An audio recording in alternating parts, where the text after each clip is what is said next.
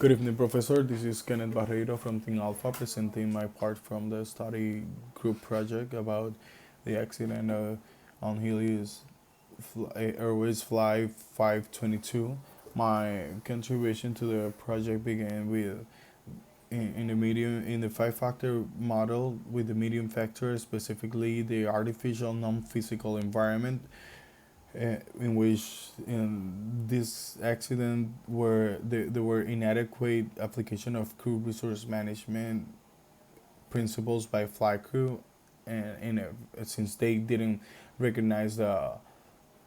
and they didn't address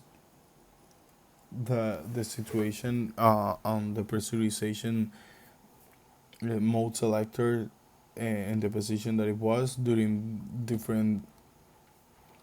stages of the operation, pre-flight procedure, before start checklist, and after takeoff checklist. And there were ineffectiveness and inadequacy of measures taken by the manufacturer due to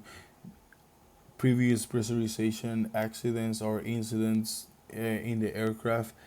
both regarding the modification to the aircraft systems and to the guidance to the crew in that matter. The, moving on to the shell model, my part was on life for two environment, specifically the external part in which in this accident there was no significant weather at the time of the accident and their traffic was good, but there were radio communication failure because at first the aircraft radio was still connected to the previous tower control they that they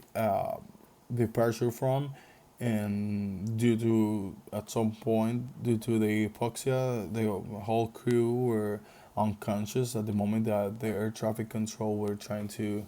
reach them. The next model my part in the next model that is the switches model, my contribution was on the latent failures, specifically on the preconditions for the unsafe acts that uh, ultimately caused the accident, contribute to the accident, I must say.